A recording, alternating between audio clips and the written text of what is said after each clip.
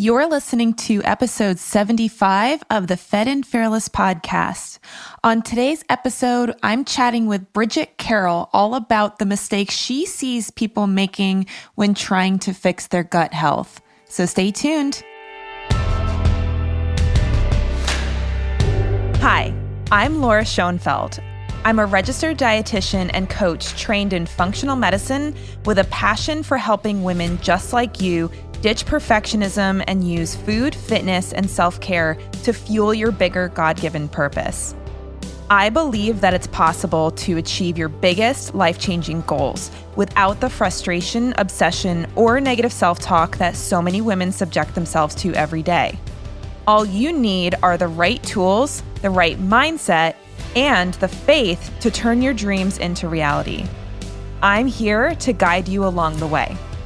The truth is that you are so much more than a body, and I'm on a mission to help you change the way you think and act at a core beliefs level so you can transform your physical, mental, and spiritual health from the inside out.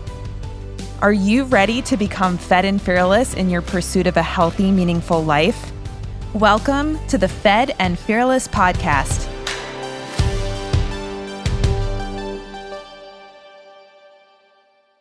Hey everybody, welcome back to the Fed and Fearless podcast. I'm Laura Schoenfeld, your host as always, and can you believe it's March already? I feel like, I guess maybe this is going to be the rest of my life where I say I feel like time is going by so quickly, but I just feel like every year it just seems to be going faster and faster. Anyway, I hope you guys are doing great. We have a really awesome episode for you today with one of my awesome mastermind members and business coaching clients, Bridgitte Carroll. She's a dietitian and she is just one of the most impressive people as far as being willing to take action and being willing to try new things and take risks. And it's honestly very inspiring to me to watch. So super excited to have her on the show with us today. And I'm going to share a little bit about her bio so you can get to know her better. Bridgitte felt like absolute crap and knew her health was off, but her doctors commended her on how healthy she was. She was on thyroid, ADHD, and migraine medication all at the same time. She was overweight and she had to take Miralax to go to the bathroom. She was the healthiest eater she knew, but she was exhausted on a bunch of meds and she felt horrible. Her doctors didn't have the answers and she didn't have the tools to heal herself. But she was sick of constantly feeling off and was ready for a change. So she immersed herself in years of functional medicine training and surrounded herself with leaders in the field. And now, after working with hundreds of clients, she has answers on how to heal your gut and how to live an amazingly healthy life. When Bridgitte is not working with clients, she loves spending time on walks with her golden retriever or enjoying a good meal with her boyfriend, who's a chef, and her friends and family. So like I said, Bridgitte is such a fun person to work with and to watch all of the growth that she is experiencing so quickly too. It's just really incredible to watch. And she has a lot of really great insights into gut health and what to do when your doctors tell you that you're totally fine and your gut symptoms are normal, which hopefully by now, if you're a listener of this podcast, you know that having chronic health symptoms is not normal and not something that you have to deal with. So I'm super excited to have Bridgitte on the show with me today. I can't wait for you guys to get to meet her. And without further ado, here is Bridgitte Carroll. All right, everybody. Well, I am super pumped to have with me on the show today, Bridgitte Carroll. Welcome to the Fed and Fearless podcast, Bridgitte. Thank you so much, Laura. This is so exciting to talk with your audience, and I think we're going to have some fun today. Yeah, definitely. Well, I always have fun chatting with you, so I'm not worried about that happening. But for those of my audience that hasn't heard of you or they haven't heard your story before, I would love to just talk a little bit about your story and where you came from. And I know that you have a pretty extensive gut health challenge that you overcame. So if you want to just give us a little background of what kind of issues you were dealing with and how are you either dealing with them now or how did you overcome those issues?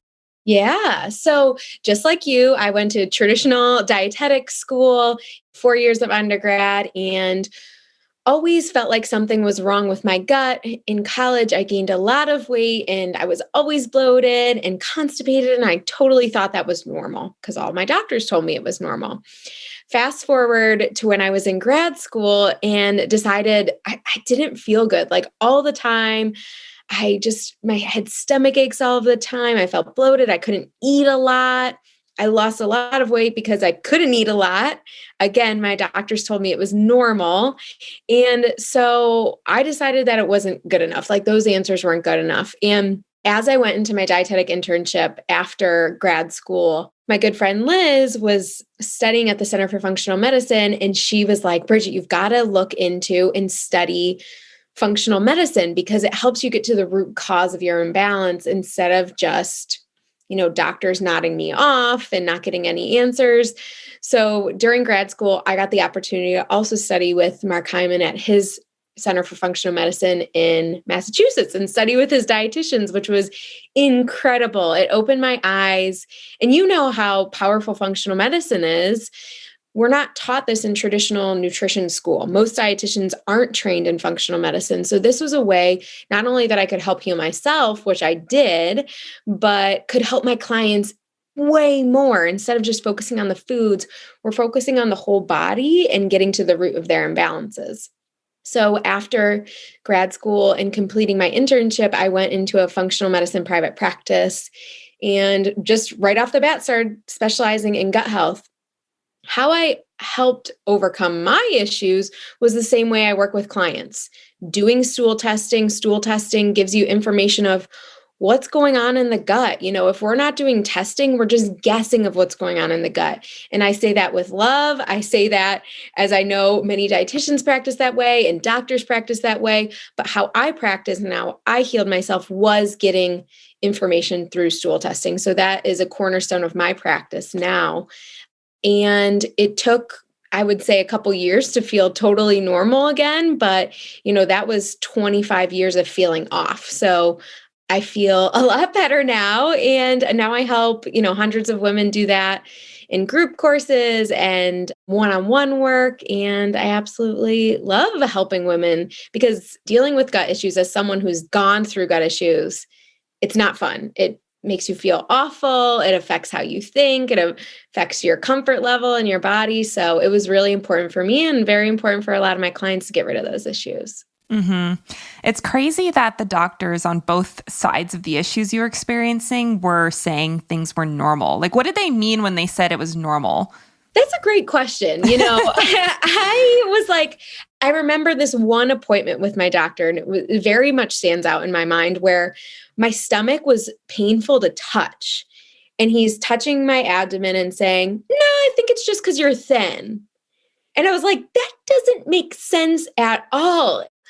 I was going to grad school in Boston and I was from Ohio, hundreds of miles from home, and felt like no one was helping me. What the heck is going on in my body? So it was really frustrating. And I actually was on like 5 medications as well for hypothyroid, for going to the bathroom, Miralax, for migraines. And I was at the best of the best doctors here in Boston, and no one was giving me answers. So it was incredibly frustrating.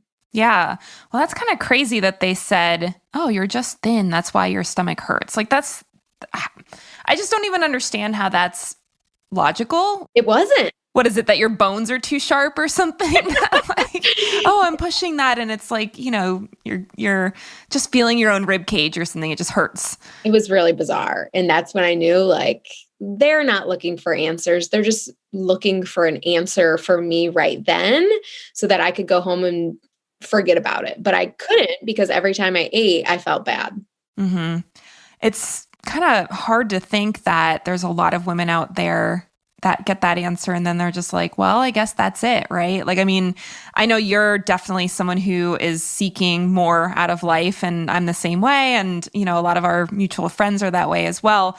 And it's like, I don't think the broad population thinks that way. I think they go to a doctor, they trust the doctor, they think, oh, well, if there was another answer, the doctor would tell me. And then they just go off and live in misery, right? And assume, well, this is just the way things are. And so it's really sad to imagine how many women are in that position. And hopefully your story will help them like understand that like, hey, just because your doctor's saying something's normal doesn't mean it is, and it doesn't mean that you're out of answers.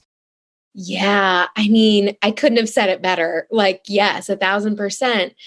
One of the cornerstones of when I work with women is getting them to understand that they deserve to feel well.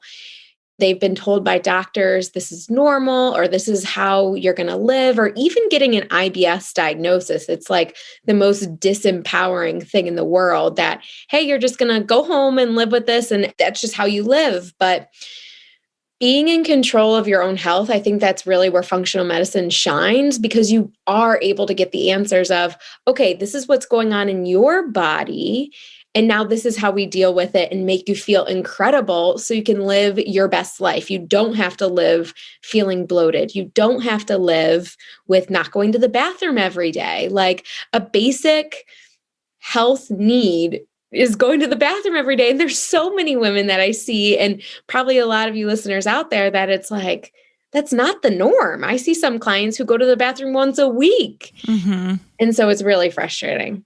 Yeah. It's hard to imagine, like, if I ever have any sort of issues in that department, it's like, even just like 2 days, I'm like, oh my gosh, this is not okay. I can't feel this way. So I can't even imagine going a full week. But like you said, it's not uncommon.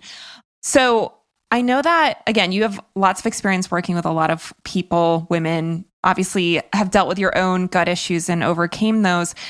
I don't know if you were making any mistakes, but at least with the people that you work with, what are some of the common mistakes that you see them making when trying to heal from gut issues like IBS? Well, I think I was making some of those mistakes. And what I was taught in traditional nutrition school, traditional dietetic school, is that if you have an issue, especially in the gut area, that it's the food. So we're taught to put people on a specific, very restrictive diet called the low FODMAP diet, or even more restrictive, the SCD, the specific carbohydrate diet. So us as dietitians are actually taught the wrong way to deal with gut issues. By editing foods, like with something like the low FODMAP diet, you're still just putting a Band-Aid on the issue instead of figuring out the why. I say to my clients all the time, the why is not the food many times, right?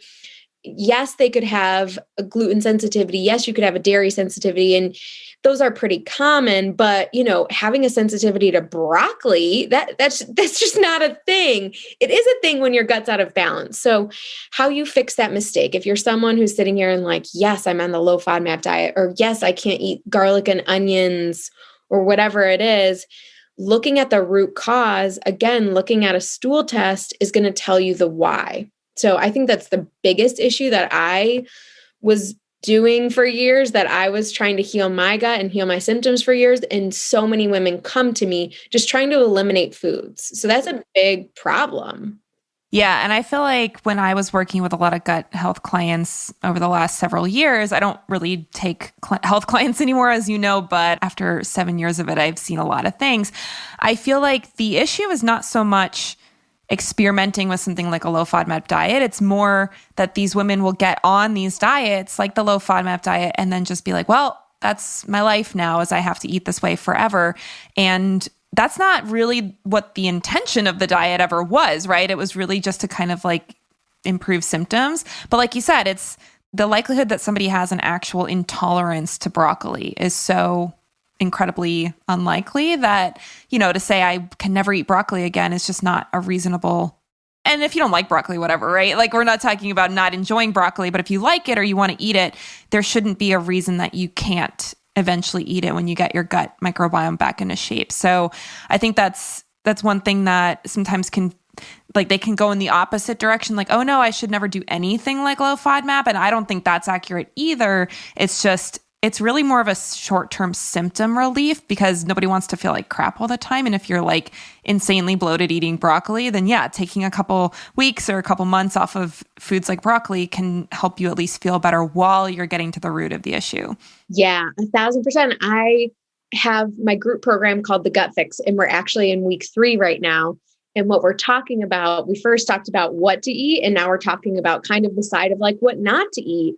And yeah, like some of those low FODMAP foods, broccoli, onions, garlic, apples, like those can give you symptoms, especially like bloating is one of the biggest ones that I think about. So yeah, it is a big piece of the puzzle, but you have to have those other steps there, whether it's reintroduction, but one of the steps has to be getting to the root cause, which with stool testing, like that can't be a overlooked step. So I agree wholeheartedly. I think that, yeah, it can give people a little bit of symptom relief for a while, but it's tough because if you're not following someone as a dietitian, like I only work with clients, one-on-one clients who I see for 6 months at a time, I'm following them every step of the way. But if you're seeing a GI doctor who you see once a year, then that's not going to be helpful or supportive. You know what I mean? You're not going to know when to reintroduce. So if someone is going through that, I really recommend they have the support to say, from a functional medicine dietitian, to say, okay, here's the reintroduction time. Here's what we're going to do, and have a systematic way about it instead of just throwing spaghetti at the wall and seeing what sticks. Definitely. Now, with the stool testing, obviously I'm familiar with what we're looking at when we get stool testing done, but for the listeners that like they're hearing this word stool testing and they don't know what you're talking about, can you just do like a surface level description of what kind of things we're looking for when we do stool testing? Yeah. So we hear a lot about the gut microbiome and how important it is. So it really is looking at a snapshot of the microbiome. So you're going to be looking at the good guys, which is the good bacteria, your protection. You're going to be looking at the bad guys. So this is where a lot of issues come into play, especially with being able to tolerate foods. We're looking at inflammation and immune health.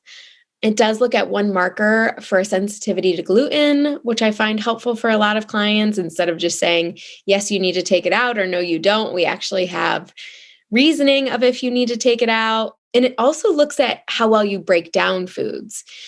Really important, especially for my clients. We come back to bloating because bloating is such a common issue, but also super common with stomach aches or things not like gut symptoms. Because I think it's important to know, and for listeners to hear too, that like having an imbalanced gut doesn't just mean you have gut symptoms, it's everything else. So weak hair, skin, and nails, or skin issues, different things like that. So how well you're breaking down food really plays a role in those other issues that aren't just gut symptoms as well.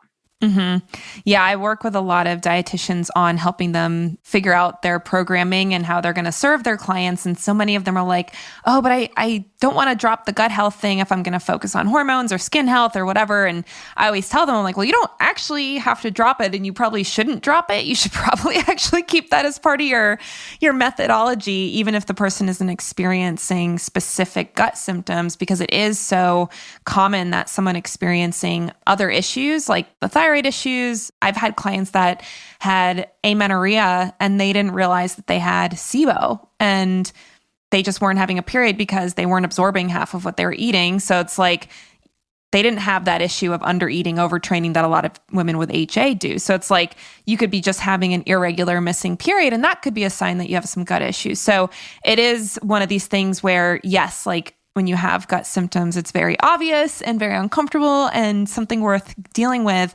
But just because you don't have gut issues as a symptom doesn't mean that the gut is in great shape. So there's so many things that can happen with that. Any other mistakes that are common that you see? Yeah. Another common one is just taking a probiotic and hoping that that helps. So I put a post up recently on Instagram, which resonated with a lot of people. If you have, and it's kind of a spectrum. So you can have a spectrum of gut health issues. You could have no symptoms, no gut symptoms, like we were just talking about, and thinking your gut's imbalanced, but have other symptoms. You could have a little bit of symptoms. Maybe you just get a little bloated here and there. Maybe you have a little bit of diarrhea or constipation, like mild gut issues. And then you could have a lot of gut issues. And I'd say the majority of the women that I see fall into severe gut issues or mild gut issues.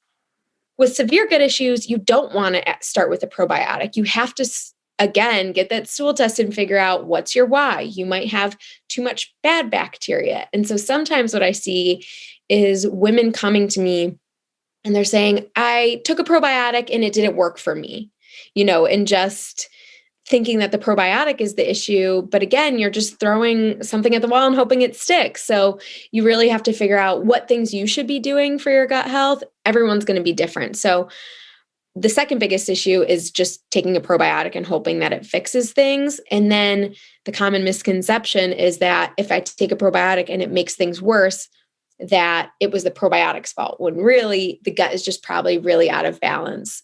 So yeah, I think Dr. Google is not so helpful when it comes to gut issues. So if it's like, you're trying to figure out what's going on and Google says to take a probiotic, like, I don't believe that. I feel like it should be more personalized than that. Mm-hmm.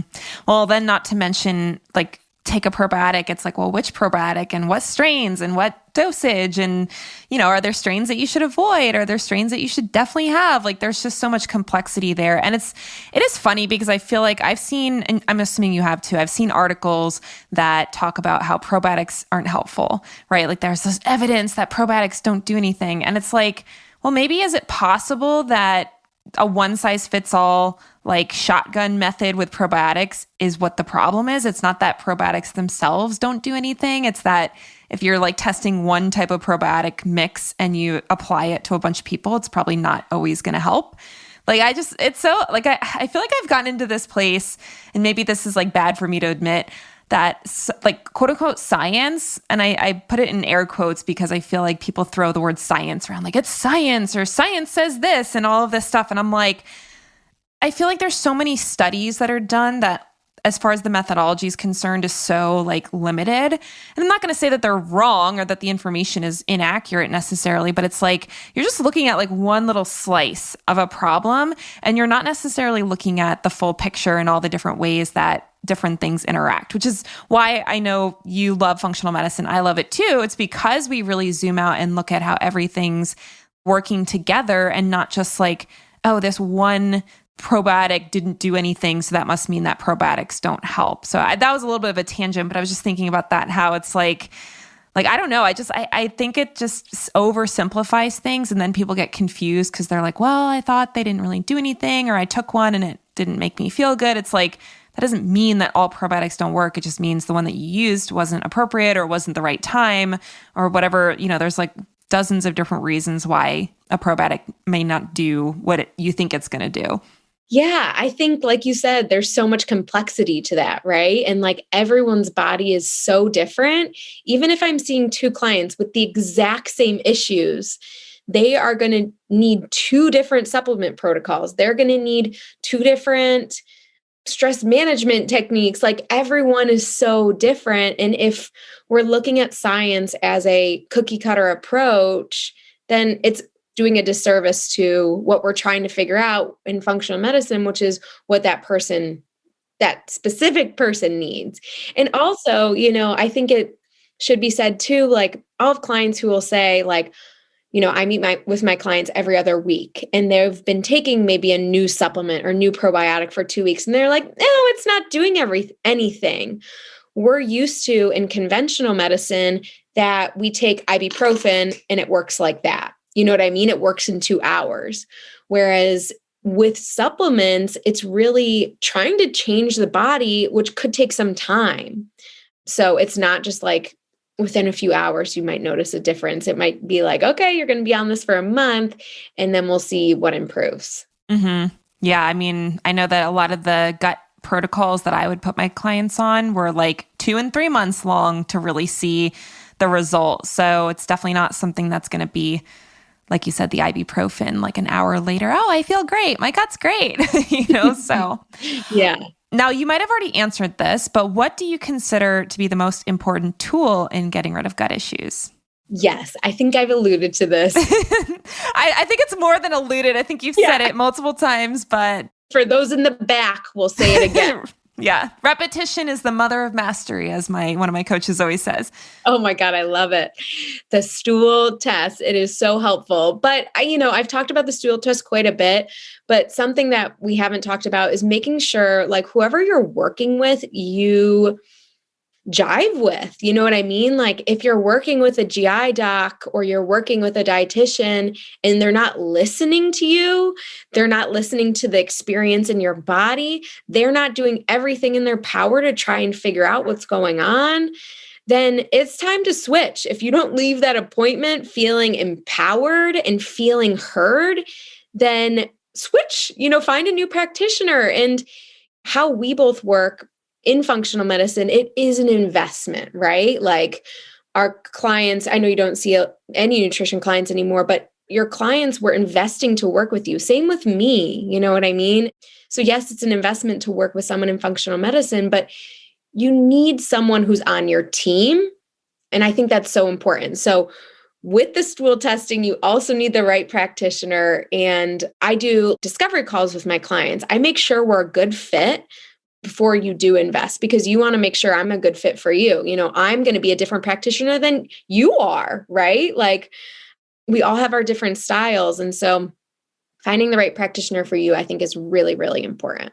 Yeah, definitely. Well, like you said, even though I'm not taking one-on-one nutrition clients anymore, I feel like everything that I do with business coaching, honestly, has been skills that I developed in functional medicine, because I feel like even with business coaching, you could have like on the surface a similar business between you and somebody else, but there's different things that can be underlying why you're not getting the results that you want. Sometimes it's a strategy issue and we need to find the right strategy that's going to work.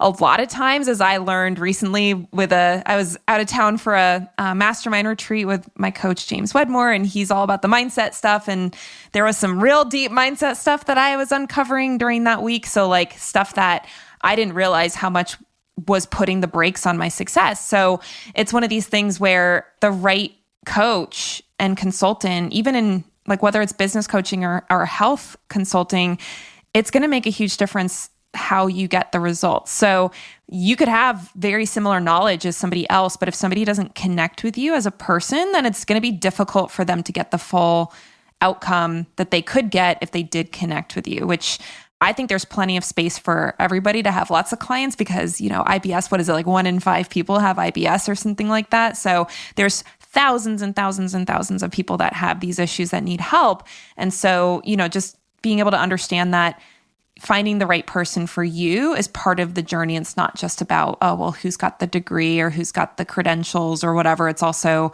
like, do I feel like I can be safe and in a healing kind of mindset around this person? Yeah, absolutely. I was getting goosebumps when you were saying that because that's like so brilliant. It is so similar like with business coaching and what you were just talking about, like the mindset piece is so important. When clients come to me and they're trying to heal their gut, some of their own personal identity might be tied to their gut health issue. And so if their identity and if their mindset is, I am bloated, I don't go to the bathroom every day, I have gut issues, like that's them, that's their identity, their limiting beliefs about getting better are really important to break down, right? And it's like you were said, it's halting your success. So whether you're trying to grow your business or whether you're trying to heal your gut issues, mindset is so, so, so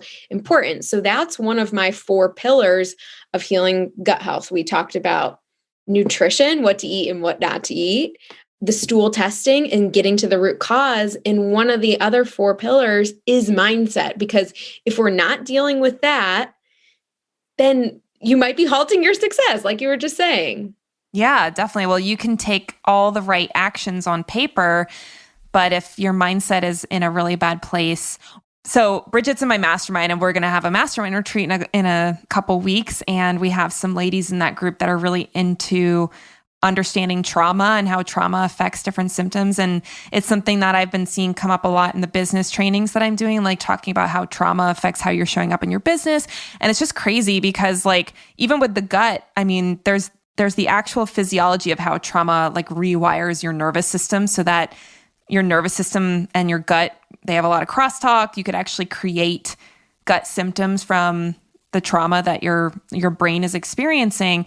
And then also, again, with the mindset piece, it's like if you are stuck in this like, identity of, well, I always am going to have stomach issues and I'm never going to feel good in my body, then you're just telling yourself over and over and over, this is how it is and this is how I'm going to always be.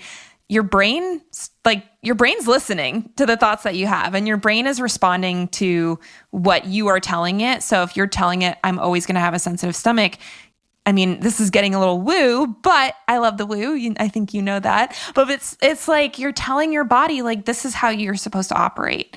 And so if you don't deal with that stuff, even if you're taking like supplements and doing stool testing and that kind of thing, I know you agree with this, that you're not going to get the full benefit if you're coming at it from this really fixed mindset where this is just the way it is. And, if something doesn't work in the first week, well, that means it was never going to work. Yes. I mean, talk about complexity, right? Like that just adds a whole nother layer that I don't think either of us were taught in school, right? Like these are things we had to go out and learn ourselves and learn from working with clients. And for me, it was going through my own gut health journey and I actually was on the other end of this. I did believe I could get better, and I believed wholeheartedly. And that's why I kept searching for the right answers and investing in more education. I went to school for 6 years and then went to school for 4 more just in functional medicine, because I knew I had the mindset that like what I'm experiencing isn't right. And I know I can feel better. So there can be 2 sides of the coin. I think most people have been told like, this is how they're going to live. So working on their mindset is so important. Yeah. I mean, one of my business mentors always says your success is inevitable. And I feel like that could be applied to any sort of health journey. Like if you just don't give up. Now, I want to give a little asterisk. There are certain health conditions that are obviously not necessarily going to go away. And that doesn't mean that somehow you're like failing as a person, or that like, oh, you're just like not doing enough mindset work. Like I always like to be careful about that, because I think sometimes it can get a little bit, the people that are dealing with really severe chronic illness and, issues that, if somebody has IBD and gets half their colon removed, like you can't mindset yourself into a new colon, right? Like that doesn't exist. So I always want to put a little asterisk next to things that you may not get to 100% resolution of an illness, right? Like it may not be in your journey to achieve that.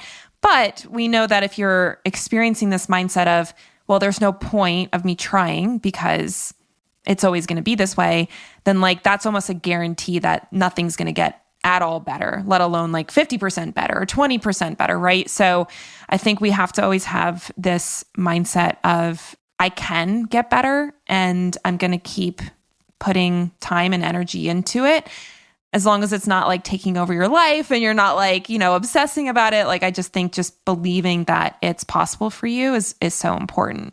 Yeah, I really believe in whatever you're doing in life, whether it is growing your business or whether it is with gut health, it is so important to look at the positive side. And even if you're not within 100% resolution of your symptoms or things like that, it's like the grass is greener. Go to that pasture, go to that grass. Like you're going to live a better life. And we're not always taught to look at the positive. So I think you're exactly right. How I run my practice is just empowering my clients, right? That they do have control somewhat of how they feel. And so that's a piece to the puzzle. So I believe in just the empowering and the positivity and all of that good stuff. And yeah, sometimes it isn't 100%, but like what in life is 100%, right? Yeah. Well, and it's also like, what's the end result that you're moving towards? Is it like having this perfect stomach of steel that you can eat anything and nothing bothers you? Like that's not realistic, right? Like even people that have good gut health generally will experience issues here and there. And so we're not looking for perfection. It's just, we're looking for like, what do you believe is possible for yourself to experience in life? And are you moving in that direction? That's how I always look at it. Even with business, it's like, whether or not, like, would I ever get to I'll just throw a number that's totally crazy, like $100 million a year in business? Probably not. Like, I don't really see that for myself. Although you could say maybe it's because you don't see it for yourself. Yeah. But getting a little deep there. But, that would be an example. Like if I was living in this state of like, oh, I'm not happy with my life because I don't have $100 million a year business. It's like, well, it's like not really something that should be causing you to not be happy with your life. But then again, if I was trying to run a business and I was making $0, like, that would probably be a pretty big red flag that like something needed to be fixed. So it's kind of like as the more progress that you make, you kind of get to a place where you're like, where is enough? And I think enough will be different for different people. And that's fine. Like you don't have to have perfect gut functioning 100% of the time to consider yourself a successful like gut healing story. Yeah. I mean, half my family members probably have gut issues and they are happy as a clam because they accept it. You know what I mean? So like, it is not for me to determine my clients or my family members' level of what they want to tolerate. That's totally up to you. And so you get to decide. I think the empowering piece is you get to decide how you want to feel. And there are solutions for you. You just have to find that right practitioner and the right fit. Mm-hmm. Well, and I did want to spend a couple minutes asking you about your overall journey because you and I have been working together for a few months and it's been so amazing to just see all the awesome things that you've been able to accomplish. And I'm just curious, like if we were to imagine that you had accepted what the doctor said and they were like, yeah, this is your life, like just whatever, it's normal. And you were like, all right, I guess this is my normal. Like, how do you, and this is just an imagination exercise. So obviously Bridgitte doesn't exactly know how her life would be different, but I'm just curious if you have a sense for like things that you're able to do now in your life because you overcame those gut issues. Are any of those things that you question if they would be in your life if you had just accepted the answer that your doctor provided? Oh, absolutely. I think my entire life would look extremely different. I think I wouldn't be able to be as successful as an entrepreneur as I am now. I think when my gut was so off, we go back to like how you're talking about with SIBO, you don't absorb, like that was me. I wasn't absorbing food. So I was tired all the time. When I would exercise, my muscles would feel so tired. And so how that plays a role into how I'm able to create the business that I want to create. I have the energy to do that, which I don't think if I didn't heal my gut, I wouldn't have the energy to do. I wouldn't have the energy to create this business. I think it would also look a lot different. I wouldn't be as comfortable in my own body, which is how I move through my day-to-day life. I'm able to eat pretty much anything. And before I wasn't, I post on my Instagram all the time for people to guess what I couldn't eat with success. Like the other day I posted my breakfast, which was like rice and kale, chickpeas and beets. And I had my audience guess what I couldn't eat. And I couldn't eat beets, kale, or chickpeas. So like I'm able to have confidence eating just pretty much everything, which again comes back to my business success, and my quality of life, that I don't have to question everything I'm putting into my body, that I can live more carefree with more freedom. Right now, I am in New York with my boyfriend at my boyfriend's family's house, and I don't have to prep them with what I'm able to eat or not eat. We can travel without worrying. So what I think really healing my gut gave me was more freedom and confidence in my life and the energy that I need to grow a wildly successful business where I can help more people. Mm-hmm. Yeah. I mean, I don't have the level of gut issues that you had experienced in the past, but once in a while I'll be like, I tend to be a little bit of like a nervous stomach issue. Like if I'm like just last week when I was at this mastermind retreat, I was very nervous because it was my first time with this new group. And it's like a big up leveling for me. So I was just like, oh my gosh, what's happening? So my stomach was a little bit more sensitive than normal. And it wasn't terrible, but there was a couple times where I was just like, my stomach felt very like tight and a little painful. And it's probably because more of the mind, like the mental state than anything else.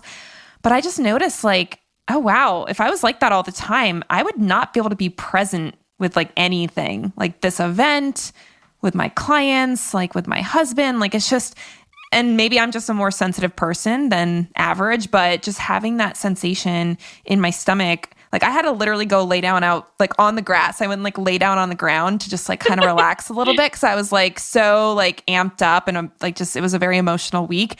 And I was just like, I'm not even going to be able to pay attention, like if my stomach is just like in this knot right now. So And again, I'm sure in my situation, it was like 99% my mental and emotional state.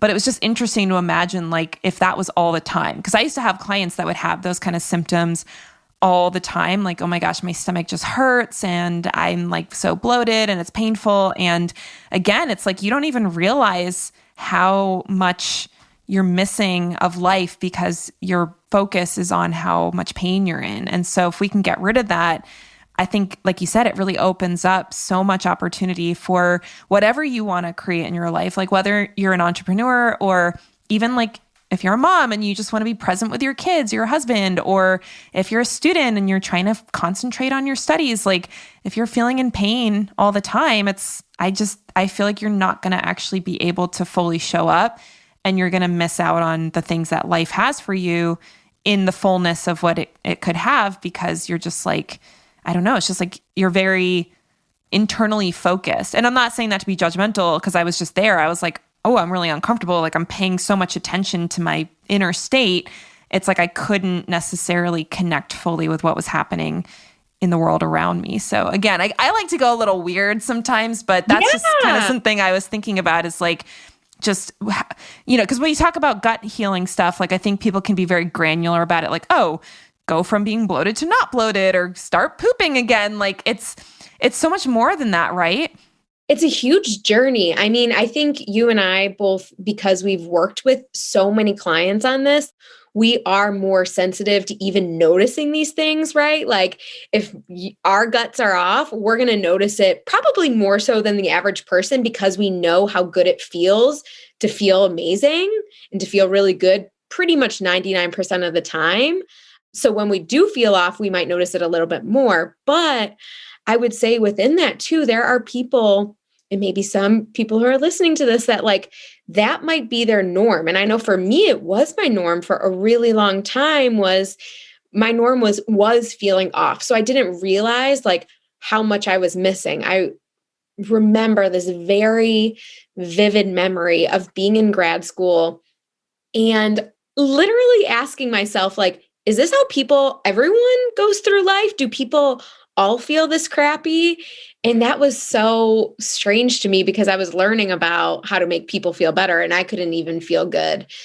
So it's a journey. I always say it's not going to just be that you heal your gut and you always feel fine. We both feel great most of the time, but it's also not getting too upset when that happens, right? Like you knew for you, it was a really emotionally tied week and that's why it was going on. And like allowing your body the grace to be like, okay, I hear you.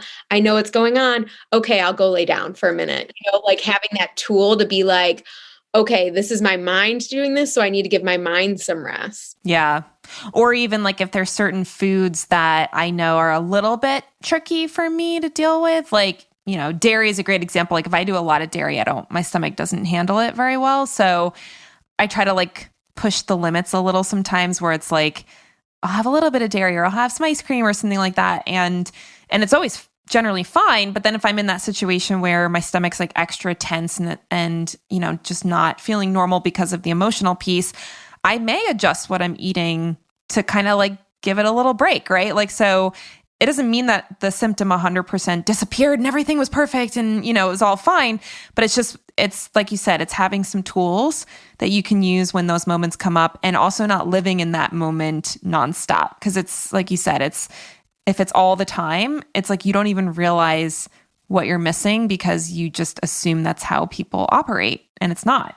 Yeah. Yeah. I love that so much. So many good tips and tricks we've got going on.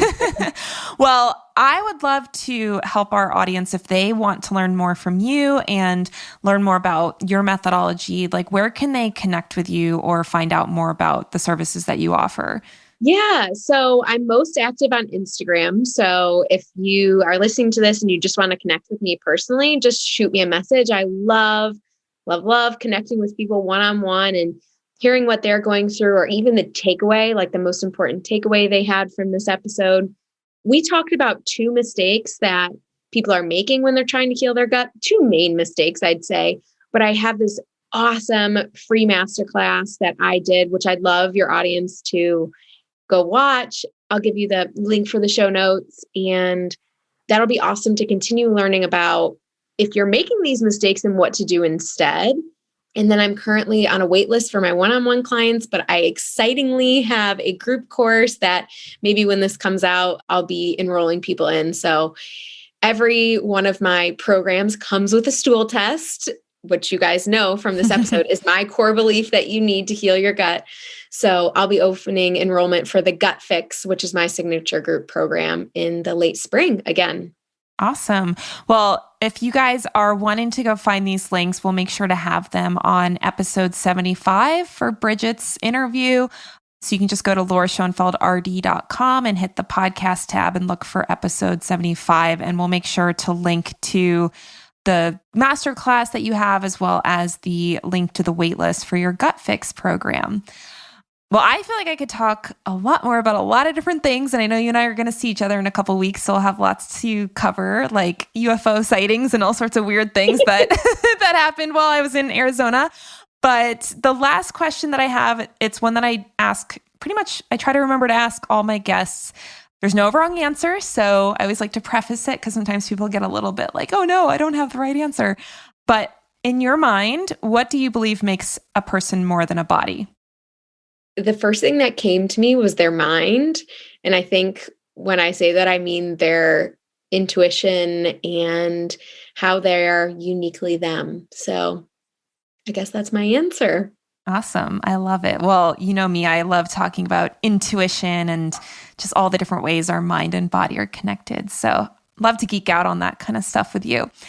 Well, Bridgitte, it was super awesome to have you on the show. I think we definitely talked about a wide variety of topics, and Bridgitte's also such an inspiring entrepreneur. Like, she is somebody that actually, you have many business coaches, which is awesome. You're a coach collector like I am, and two of yours, including me, we hung out last week and chatted about you and said how, you know, we just love how much of a action taker you are, and just how, like, you know, you never let things stand in your way, like even mindset stuff, right? Like, you're like, yes, I'm just doing it. I'm going for it. So I just think that perspective on life is so important as an entrepreneur, and even just as someone who wants to make the most out of life. So it's always fun to see what you're accomplishing and tackling, because I'm always kind of like, wow, she's moving a lot faster than I ever did when I first started my business. Yeah, I think like whether it's my health or whether it's my business, I believe the quicker you take action, the more success that you have. And I'm very much like a messy action, get it going person.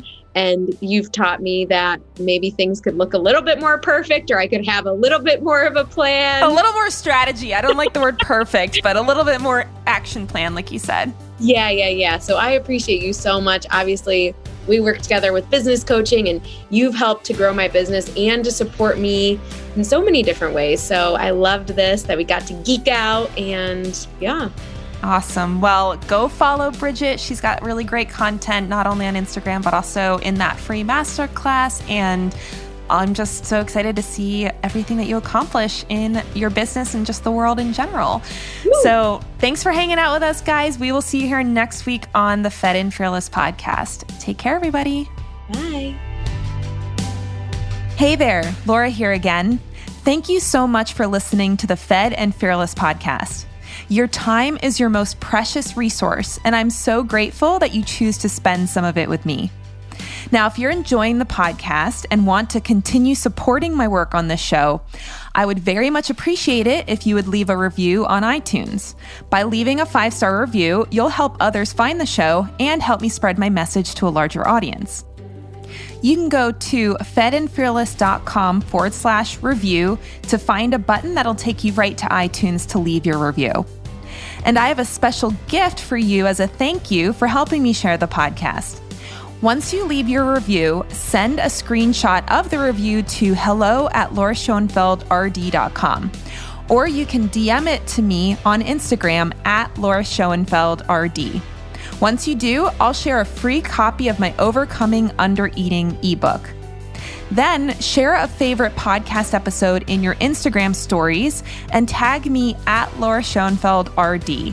And I'll also give you a free copy of my 14-day calorie challenge recipe guide. Together, these bonuses are worth $44 and will help you become Fed and Fearless. And you'll get them absolutely free for just helping me grow the podcast. Again, thank you so much for your support, and I'll see you here next week for the latest episode.